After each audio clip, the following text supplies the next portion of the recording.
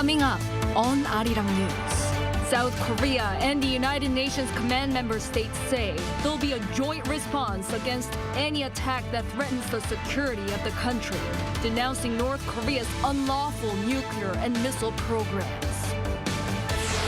Ahead of his trips for overseas diplomacy, President Yoon says at the APEC summit he'll discuss measures that'll help the economy and also seek joint action with APEC leaders against illicit military cooperation between North Korea and Russia. The armed wing of the Palestinian militant group Hamas reportedly proposes freeing up to 70 hostages held in Gaza in return for a 5-day truce with Israel.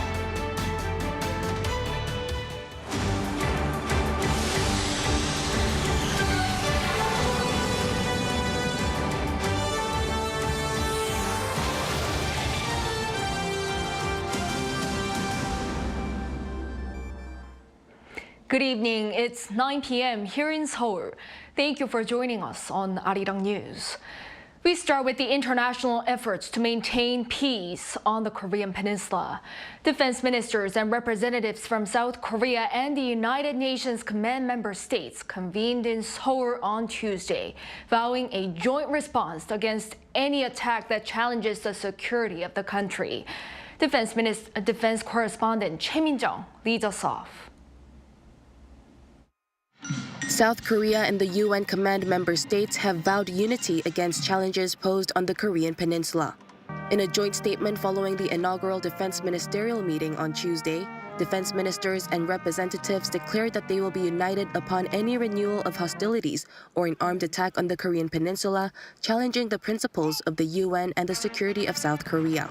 The member states reaffirmed that the promise and spirit of the 1953 Armistice Agreement continues to be necessary for the protection of peace and democracy on the Korean Peninsula today, as it was in the past. In a written congratulatory message during the meeting, President Yoon stressed that the UNC is a strong source of power in the defense of South Korea. Meanwhile, Defense Minister Shin Won-sik sent a strong warning to North Korea. This is a warning to North Korea. Unlike during the Korean War, North Korea is now a member of the UN. Therefore, if it illicitly invades South Korea again, it will be attacking the UNC, a self-contradicting move for a UN member state. Shin added that Pyongyang's provocations are bound to be followed by strong punishment from the international community centered on the UNC. He also stressed that countries that help North Korea will receive the same punishment. This was echoed by the U.S. Defense Secretary, who expressed deep concerns about the recent growth in military cooperation between North Korea and Russia. The DPRK is providing lethal aid to Russia to fuel Putin's cruel war of choice against Ukraine. And Russia is providing more support for the DPRK's wide-ranging illicit activities. Now, these activities do not just threaten the ROK, they also erode the rules-based international order that has brought prosperity and peace for the past 70 years. South Korea on Tuesday hosted the first ever defense ministerial meeting with UNC member states. Defense ministers and representatives of 17 UNC members attended the meeting. The UNC was set up in 1950 to support South Korea against North Korea and now oversees the Korean War armistice. It consists of 17 member states that protected South Korea from armed aggression during the Korean War and fought under one flag to restore international peace. Choi Min-jung, Arirang News. And Seoul and Washington are conducting large-scale naval exercises in the East Sea this week. According to the authorities here, the drills began on Monday. Some 10 Korean vessels are taking part, including the Sohae-ryu Seongryung Aegis-equipped destroyer, as well as America's USS Rafael Peralta. The drills are designed to bolster military readiness as the East Sea appears prone to complex warfare situations in which the enemy uses both ships and submarines simultaneously. The joint naval exercises will last until this Thursday. The South Korean government has been mulling over suspending the September 19 Inter-Korea Military Agreement, also known as the Comprehensive Military Agreement, citing North Korea's aggression. And now we're learning that some of the clauses could be suspended if North Korea launches a reconnaissance satellite, which is deemed imminent. Our Kim Jong-sil reports. The South Korean government is reportedly considering suspending some clauses in the September 19 Inter-Korean Military Agreement if North Korea launches a reconnaissance satellite. Citing a senior government official, Yonhap News reported on Tuesday that a possible lifting of regulations in the CMA governing aerial reconnaissance in areas along the military demarcation line will be discussed, meaning South Korea could resume these operations that are currently prohibited within 25 kilometers from the MDL. An official at the Ministry of Unification also told reporters the same day that the ministry will closely monitor North Korea's moves and comprehensively review necessary measures, while not specifying or clarifying what has been discussed regarding the suspension of the agreement. The official added that the ministry will closely communicate with the Ministry of National Defense, which is in charge of this issue. The comment comes amid recently appointed Defense Minister Shin Won-sik's strong remarks that the CMA severely limits South Korea's real-time monitoring capabilities in the no-fly zone of North Korean provocations. Both South and North Korea agreed in 2018 to cease hostilities on land, sea, and air and establish buffer zones. The agreement prohibits unmanned aerial vehicles from being flown within 10 kilometers of the MDL in western regions and 15 kilometers in eastern areas. Regarding satellite launches, North Korea had announced that it would launch one in October, but this has been delayed. The launch would be Pyongyang's third attempt to put a reconnaissance satellite in orbit. Pundits say it's possible one could be launched around November 18th, which is the country's newly designated Missile Industry Day. Kim Jong-sil, Arirang News. Tomorrow, President Yoon Suk-yeol will be leaving for APEC summit in San Francisco. And when he comes back, he'll only have a day before he leaves for London and Paris. In the run-up to these events, the president says he'll be discussing ways to diversify supply chains and expand trade while seeking joint actions with APEC leaders against illicit military cooperation between North Korea and Russia. Our Kim Do-yeon has the latest. With a series of overseas trips starting in just a day, President Yoon Suk-yeol emphasized how important they are as he spoke on Tuesday to open a cabinet meeting. First up is the Asia-Pacific Economic Cooperation Summit in San Francisco. 저는 세계 GDP의 60% 이상을 차지하는 회원국의 정상들이 한데 모이는 이번 회의에서 공급망 다변화와 무역 투자 확대와 같이 우리 경제에 실질적으로 보탬이 되는 협력 방안을 논의할 것입니다. He also spoke on his state visit to the United Kingdom as he will be returning to Seoul from San Francisco for just one day before departing for London. The South Korea-UK Accord, which already has been announced, will be a key part of the trip and is set to enhance bilateral cooperation going forward. 영국은 유럽의 제2위의 경제 대국임에도 불구하고 우리나라와의 무역 규모는 독일, 이탈리아와의 무역 규모에 미치지 못합니다. Also after London, he's set to stop by Paris before returning home. This trip is just days before the Bureau International des Expositions vote on who will host the World Expo 2030 and is set to meet with the voting representatives through an event to deliver his last persuasions on behalf of Busan. In the meantime, President Yoon's interview with the Associated Press was released on the same day, and the written interview highlighted the security aspect of his APEC trip. According to AP, he, quote, slammed the arms exchanges between North Korea and Russia and said he will bring this up during APEC to emphasize what it really means to global security. He said that current global challenges arising from the war in Ukraine, the Israel-Hamas conflict, the climate crisis, and high inflation offer an opportunity for APEC to demonstrate its leadership again by spearheading efforts to overcome crises and to spur innovation through regional cooperation. He also said to AP, reinforced countermeasures are needed if North Korea's nuclear and missile technology continues to grow, criticizing the regime's apparent weapons cooperation with Russia. 김도현, Arirang News. Top diplomats of South Korea, the U.S., and Japan are set to meet in San Francisco on the sidelines of the APEC summit this week. Seoul's foreign ministry said Foreign Minister Park Jin will sit down for talks on Tuesday, local time, with his U.S. and Japanese counterparts, Antony Blinken and Yoko Kamikawa.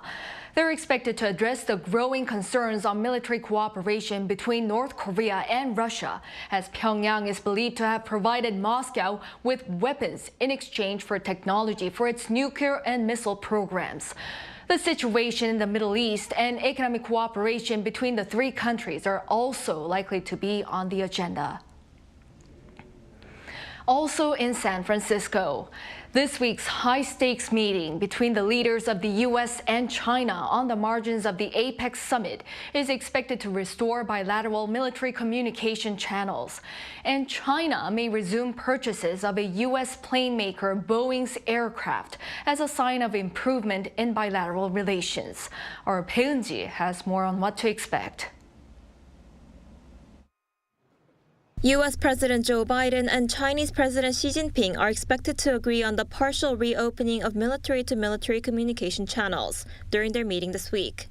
Citing an unnamed source, Kyodo News reported on Tuesday that Biden is set to request a move and Xi is poised to accept, given that senior Chinese military officials have also supported the idea, as part of efforts to prevent miscalculations and reduce the risk of any inadvertent clashes. In a press briefing on Monday local time, the White House National Security Advisor also expressed hopes, saying China's dialogue on this issue has been constructive. Having our two militaries in communication is the way you reduce mistake, you avoid escalation, you manage competition so it doesn't veer into conflict. Earlier on Sunday, the senior White House official also said this issue of resuming military communication has been a priority for Biden. Beijing cut off military-to-military communications with Washington last year, after then U.S. House Speaker Nancy Pelosi visited Taiwan. Relations between the two countries escalated further in February, when the U.S. shot down a suspected Chinese spy balloon that flew over its territory. Also, the meeting between the two presidents is expected to lead to a sales breakthrough for a U.S. plane maker.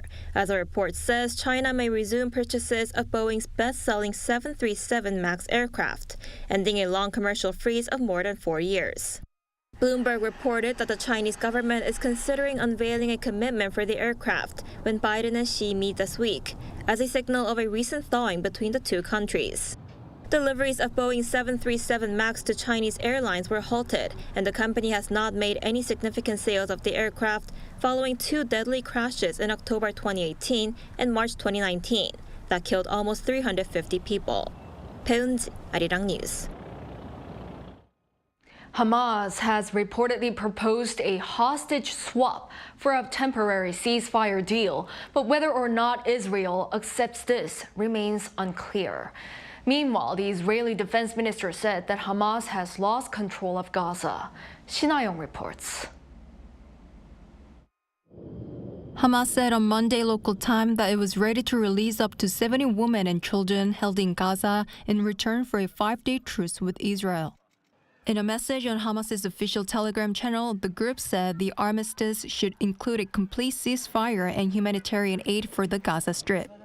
This comes after Hamas previously halted hostage negotiations when Israeli operations closed in on the Dar al-Shifa hospital in Gaza City, leaving the medical complex with thousands of patients at breaking point without electricity and water and in need of vital aid.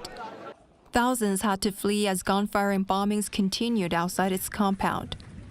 The U.S. also emphasized that a ceasefire for several days was necessary for the release of the hostages. And then ultimately, we'd like to see considerably longer pauses, days, not hours, in the context of a hostage release, and that's being actively worked on as well. However, it remains uncertain whether Israel will accept this, as Israeli Prime Minister Benjamin Netanyahu has already said there will be no ceasefire or supply of fuel into Gaza until the release of more than 200 hostages. Israel still considers Hamas as a target to destroy. This is neither an operation nor a round, but a war to the end. This is not lip service, but from the heart and mind.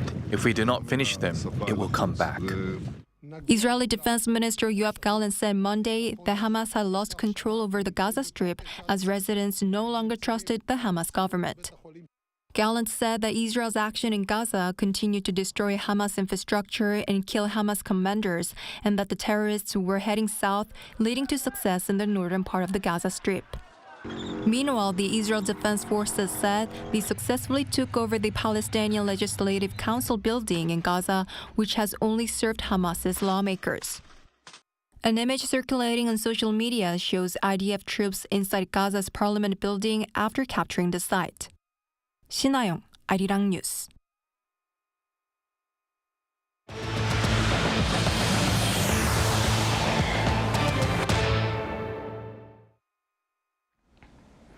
South Korea's tech exports are showing signs of recovery, with October seeing the smallest on-year decline after a series of double-digit drops.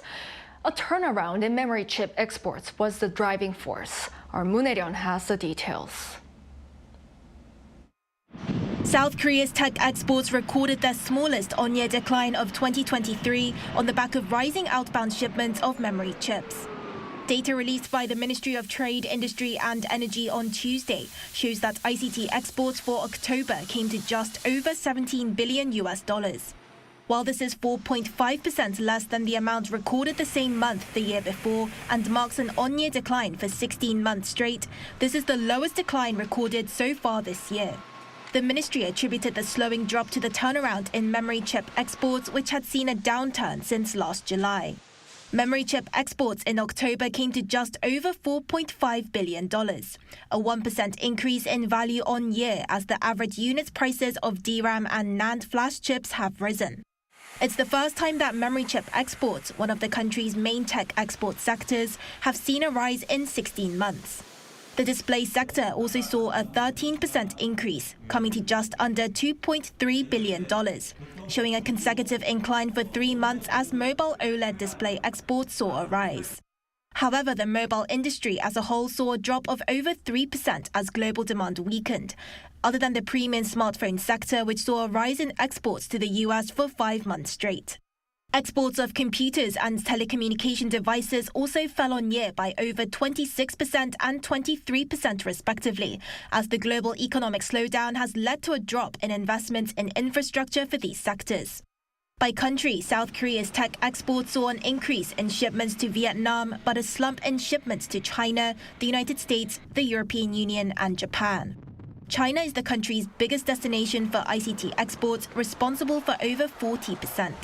In October, semiconductor exports saw an on-year rise for the first time in 16 months as the IT industry in China showed signs of recovery.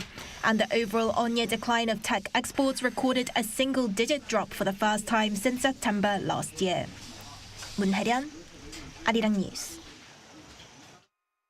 President Yoon has urged the National Assembly to swiftly pass bills related to livelihood issues, specifically those addressing the refurbishment of aging planned cities in the Seoul metropolitan area.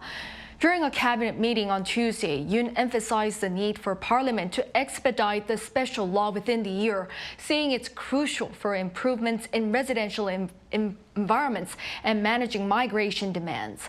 The special act, introduced in March, outlines plans for the reconstruction and redevelopment of the nation's first-generation planned cities, including Bundang and Ilsan, located just outside Seoul. The issue was part of Yoon's presidential campaign and has been adopted as a national agenda by the Yoon administration. The unionized workers of Seoul Metro, the operator of subway lines 1 to 8, are set to hold their second strike on Wednesday next week, the 22nd. The labor union said that further details will be provided during a press conference on Wednesday. The first strike, held last week for 2 days, was in protest of the company's plans to reduce its workforce by 13.5% by the year 2026 to address its chronic deficit. Discussions between the two sides have continued since then, but they have not yet reached a consensus. Shifting gears, BTS member Jungkook has set yet another record as a K-pop solo artist. According to Billboard on Monday, Standing Next to You, the lead-off track from his album Golden, has entered its Hot 100 chart at number 5. Jungkook is the first K-pop solo artist to have 6 songs charting on the Billboard Hot 100 and to see 3 enter the top 5 of the chart. Standing Next to You, the third in the top 5 this year, follows on from 7, which topped the chart, and 3D that also took the number 5 spot. The Billboard Hot 100 chart is based on streaming activity, generally making it more reflective of what's hot among listeners across the United States. In sports news, LG Twins won its first Korean series title in almost 3 decades Monday evening. Lee Seung-jae has the highlights. Top of the 9th inning, 2 outs with Bae Jung-dae at bat. The 2-2 pitch from LG Twins closer Ko Woo-seok led to a weak line drive to second baseman Shin Min-jae, who caught the third and final out of the Korean series. The 6-2 win on Monday night at a sold-out Jamsil Baseball Stadium in Seoul meant that the LG Twins had finally clinched the long-awaited Korean Series title. It ended a 29-year title drought, one of the longest championship droughts in the KBO League. The 2023 regular season champions, who had a long break waiting for the KT Wiz to eventually advance to the Korean Series, looked rusty in Game 1, losing 3-2. However, it was the long balls that brought the Twins back on track, with several dramatic come-from-behind victories that helped the Seoul-based baseball team win their title. In Game 2, down 1-0, Park Dong-won's 2-run home run in the 8th inning helped the Twins win Game 2 to even the series. In Game 3, down by 2 runs in the 9th inning, it was the Korean Series MVP and LG Twins captain Oh Ji-hwan's 3-run home run that helped his team win 8-7 and take a 2-1 series lead. Oh Ji-hwan finished the Korean Series with 3 home runs and 8 runs batted in, while also becoming the first player to hit home runs in 3 straight games in the same Korean Series.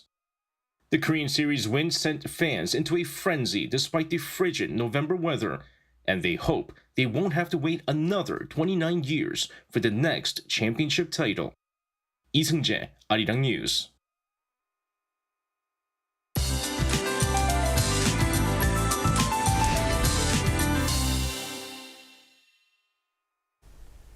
The pattern of cold mornings and warm daytime conditions will persist across the nation. Do expect wide temperature gaps of more than 10 degrees for most regions. For other areas such as Cheollon and Andong, wider gaps will be seen with morning lows in the minus figures. Make sure to dress in layers to keep your body temperatures warm. Below freezing temperatures overnight may lead to some frost and ice on the roads. Sensitive vegetation may need to be covered. Also, dry spells are persisting across the East Coast along with gusty offshore winds. With low moisture levels in the air, the risk of wildfire remains high. Tomorrow, Seoul and Daegu will be starting off at 2 degrees and Jeju will be fairly warm at 11 degrees. As for the daily highs, Seoul will get up to 13 degrees, Daejeon and Gwangju 14, Daegu and Gyeongju will be reaching 15 degrees. On the day of the National College Entrance Exam Day, nationwide rain is in the forecast. That's all for now, and here are the weather conditions around the world.